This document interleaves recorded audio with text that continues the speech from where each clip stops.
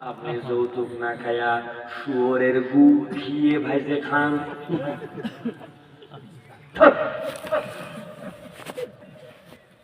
স্যারকে জিজ্ঞাসা করছে, স্যার শুয়োরের গু আবার ঘিয়ে ভাইজে কেমন খায়?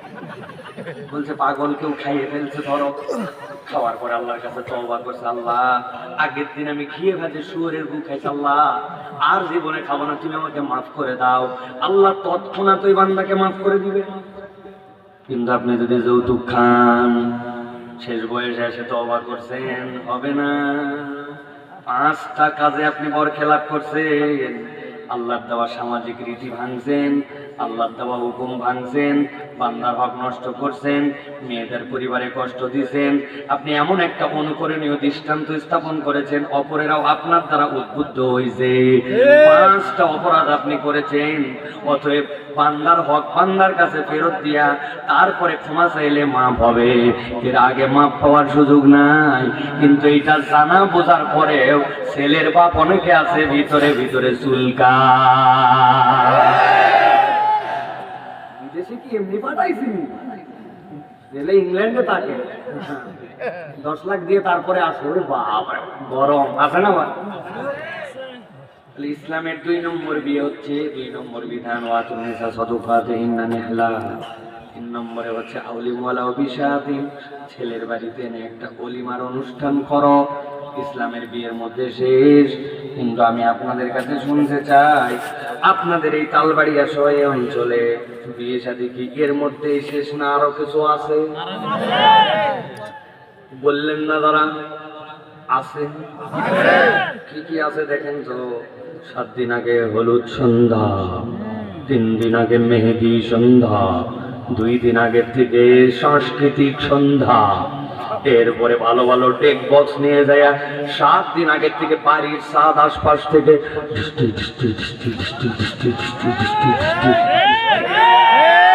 আসেনি ভাই?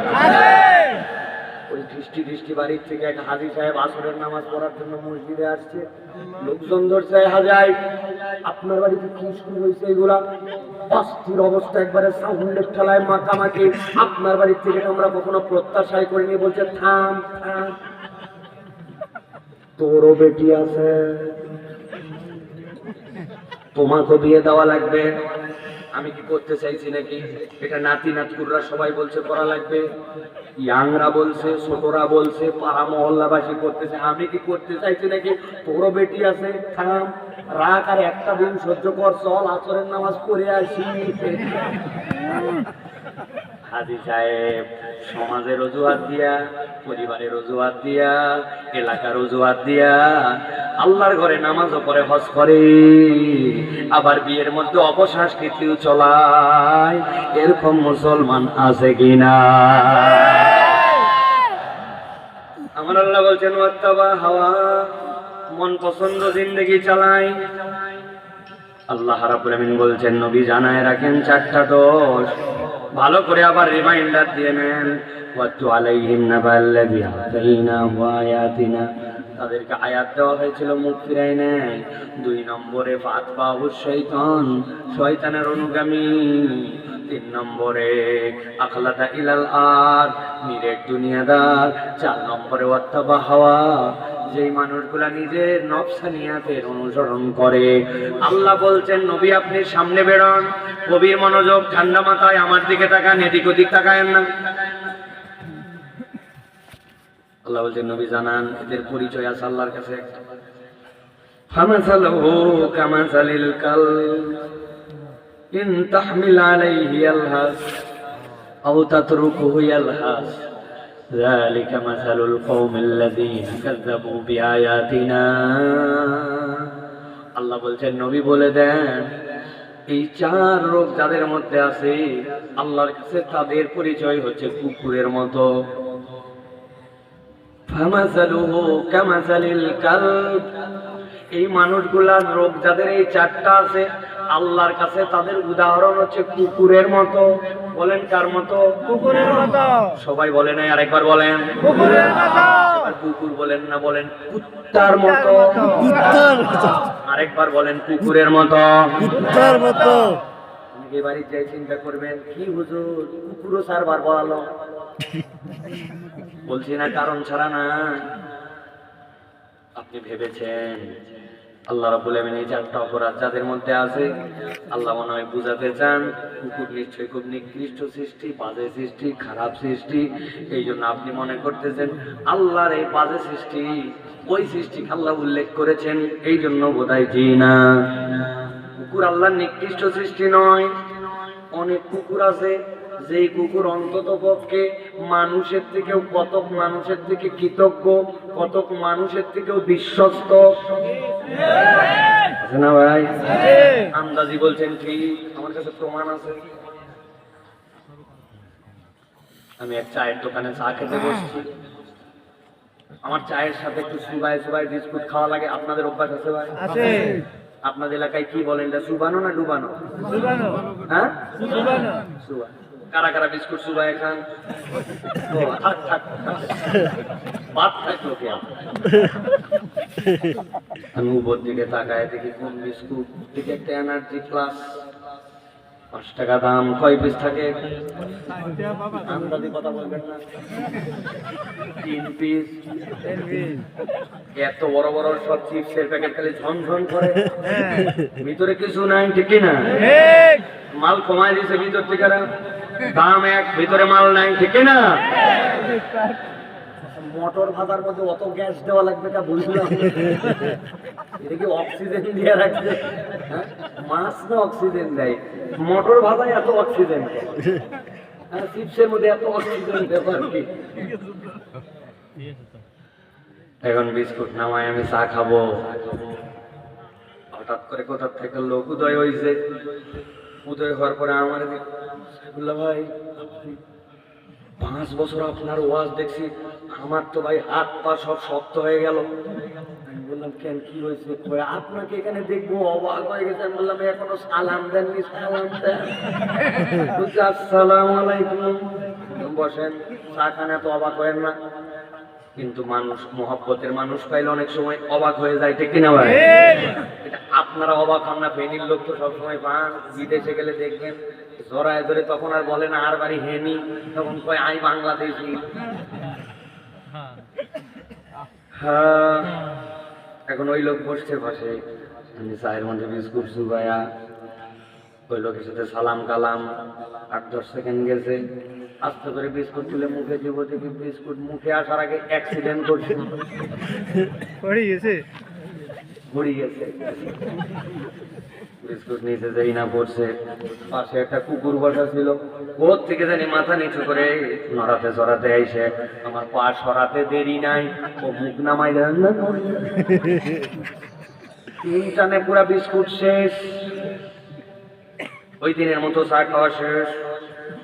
পরের দিন আবার চা খেতে বসছি ওই দোকানে, দেখি কোথার থেকে একটা কুকুর আসছে, মাথা নিচু করে লেজ নামায় দিয়া আমার কাছে এসে শুধু এরকম এরকম করে। আমি দোকানদারকে বললাম কুকুর সরান, নামাজে যাবো, লালা লেগে যেতে পারে। কুকুরের গা যদি ভেজা না হয় তাহলে নাপাক নয়, কিন্তু লালা লেগে যেতে পারে, সরান। বলছে হুজুর এই কুকুর আপনাকে ডিস্টার্ব করতে আসে নাই, গতকালকে আপনি যে বিস্কুট খাওয়াইছিলেন কৃতজ্ঞতা জানানোর জন্য লেজ নামায় দিয়া মাথা নামায় আপনার কাছে আসছে, দেখে ও আপনাকে ডিস্টার্ব করতে আসে নাই। আমি আপনাদের কাছে জিজ্ঞাসা করি ভাই, যে কুকুর লেজ নামায় দিয়া মাথা নিচু করে আমাকে কৃতজ্ঞতা জানাতে আসছে, গতকালকে ওই কুকুরকে কি আমি বিস্কুট খাওয়াইছিলাম নাকি বিস্কুটটা পড়ে গেছিল? বিস্কুটটা খাওয়াইছিলাম না বিস্কুটটা অ্যাক্সিডেন্ট করছিল? কিন্তু ওই বিস্কুট খেয়েও 24 ঘন্টা পরে কুকুর কৃতজ্ঞতা জানায়। কিন্তু দুনিয়ায় এমন মানুষ পাবেন, টাকা হাওলাত দিয়েছেন, বিপদে আগায় গেছেন, সামনে টেনে তুলেছেন, তার বিপদে সবসময় ছুটে গেছেন। এখন আপনার প্রয়োজন, আপনাকে আর চেনে না, আপনার টাকা ব্যাক করে না, উল্টা সুযোগ পাইলে আপনাকে বাঁশ দিতেও ছাড়বে না। আল্লাহ বললেন 4টা অপরাধ যার মধ্যে আছে কুত্তার মতো। তাহলে কেন কুত্তার কথা বললেন আল্লাহ? আল্লাহ বলতেছেন এটা নাপাক সৃষ্টি, এই জন্য নয়। ইন তাহমিল আলাইহি আলহাস আও তাতরুকু ইয়ালাস, কুকুরের পিঠে তোমরা বোঝা চাপাও না, কিন্তু যদি বোঝা চাপাও তবুও কুকুর হাঁপায়, যদি বোঝা না চাপাও তবুও কুকুর হাঁপায়। আরবিতে লাহসুন, লাম হাসা, এই লাহাস মানে হচ্ছে পিপাসার্থ হওয়ার পরে জিহ্বা বের করে দেওয়া। ওইটা কুত্তাকে ধাবড়ালেও জিহ্বা বের হয়, গরমেও বের হয়, শীতেও বের হয়। কুকুরের স্বভাব চরিত্র হচ্ছে জিহ্বা বের করে রাখা, ঠিক না? আল্লাহ বলছেন বান্দারে, তোর মধ্যে যদি আল্লাহর আয়াত জেনে বুঝে অস্বীকার করা, শয়তানের অনুগামী হয়ে যাওয়া, আর নিরেট দুনিয়াদার, হালাল হারাম কিচ্ছু চেনে না, সত্য মিথ্যার বাস বিচার করে না, পর্দা পুশিদা গুনে না, নামাজ কালাম মানে না, বাপকে সম্মান করে না, বড়দেরকে সম্মান করে না, ছোটদেরকে স্নেহ করে না, বিনয়ী আচরণ নাই, বেয়াদব স্বভাবের। আর 4 নম্বরে ওয়াত্তাবা হাওয়া, তার দিল যেমন চাই সেরকম দিন পালন করে, জুম্মার নামাজ পড়ে ওয়াক্তেরটা পড়ে না, ইচ্ছা মতো তার ঢুকটামি গান শুনে আবার আজানও শুনি। আল্লাহ বলছেন যে এই 4টা অপরাধ যার মধ্যে পাওয়া যাবে, আমি আল্লাহ তার দুনিয়া আখেরাতটা কুত্তার মতো অস্থির আর অশান্ত বানায় দিব। তাকান হুজুর, তাকান নিজের দিকে, হুজুর তাকান, বক্তা তাকান, ইমাম তাকান, মুয়াজ্জিন তাকান, ব্যবসায়ী তাকান, কিশোর তাকান, তরুণ তাকান, বৃদ্ধ তাকান। আমাদের জীবনে এখন কেন জানি মনে হয় আগের মতো আর স্থিরতা নাই। চাই আর চাই, চাই আর চাই, চাওয়ার কোনো শেষ নাই, কোথায় যে থামবে তাও জানি না ভাই, ঠিক না? এক লোক দেশের 57,000 কোটি টাকা পাচার করছে, এক লোক। এক জীবনে কয় টাকা লাগে মানুষের জীবনে? 57,000 কোটি টাকা নেওয়ার পরেও নিজের দিমাগ কাজ করে না। আমি কেবল চাই চাই চাই চাই, আমার জীবনে কোথায় যেন স্থিরতা নাই, ঠিক না? তবে ঠিক বললেন, ভিতরে ভিতরে ভাবতেছেন দুনিয়ার জীবনই তো ওই স্থিরতা অস্থিরতা মিলাই চলবে, আমিও তো তাই বলি শেষ। আল্লাহ বলছেন ওমান আ'রাদা আন যিকরি ফাইন্না লাহু মাঈশাতান দানকা ওয়া নাহশুরুহু ইয়াওমাল কিয়ামাতি আমা। দুনিয়ার জীবন যদি এরকম পার হয়েও যেত কিছুই হতো না, কিন্তু একদিন কবরে যাওয়া লাগবে, রবের সামনে দাঁড়াতে হবে।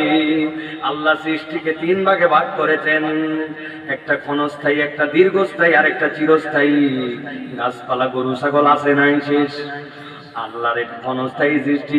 দীর্ঘস্থায়ী ওই আসমান আছে আছে, তারা সূর্য আছে আছে, কিন্তু একদিন থাকবে না।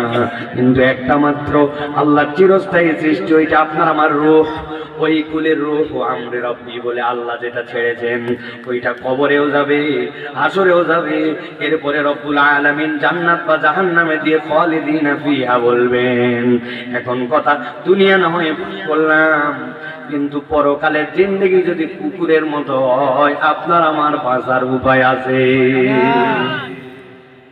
সিদ্ধান্ত নেই ভাই, সিদ্ধান্ত নেই। আল্লাহ যেভাবে শেষ করতে বলেছেন, নবীকে দিয়ে আমিও শেষ করি।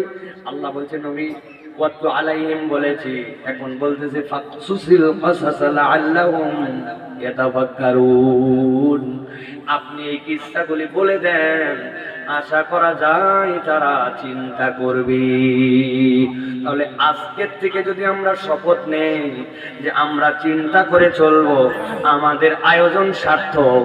আর যদি চিন্তা না করে আগেও যা পরেও তা, ওয়াজের আগেও যা পরেও তা, এরকম ওয়াজ প্রত্যেক দিন যদি 5টাও শুনি কোনো লাভ হবে না, ঠিক না?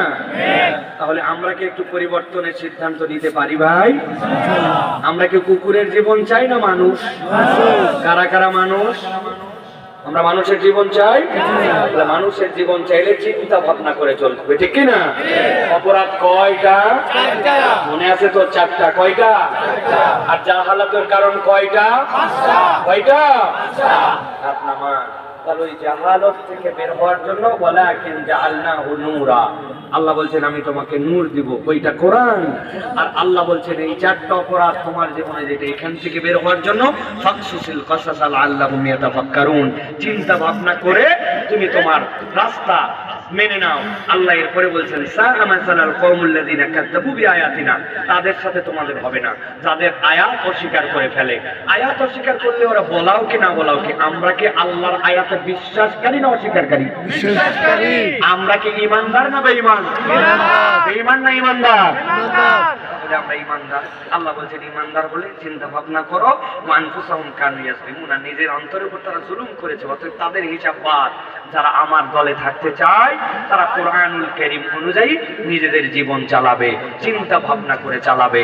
আল্লাহ রাব্বুল আলামিন যে গাইডলাইন দিলেন, আমরা যদি একটু ফিকির করে চলি, আল্লাহ আমাদেরকে উভয় জাহানে কামিয়াব করবেন। বলেন আল্লাহুম্মা আমিন। আল্লাহ আমাদের আজকের এই মহৎ আয়োজন আশা বসা আমি নিজেও কল্পনা করি নাই যে কিভাবে আল্লাহ রাব্বুল আলামিন 1 ঘন্টা 15-20 মিনিট কথা বলায় দিলেন। আলহামদুলিল্লাহ, আপনাদের উপস্থিতি প্রাণবন্ত ছিল। আল্লাহ যেন আমাদেরকে একটু তৌফিক দান করেন। আপনারা একটু খাস করে আমাদের জন্য দোয়া করবেন প্রিয় ভাইয়েরা। 4 মাস অনবরত কথা বলতেছি, আগামী 1 মাস আরো অনবরত কথা আছে, কত দূর পারা যায়।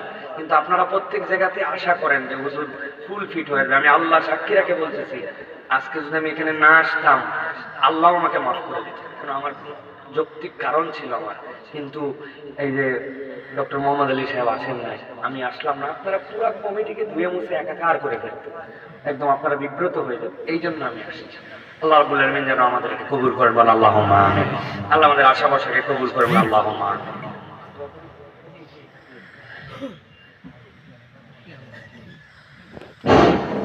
সম্মানিত উপস্থিতি,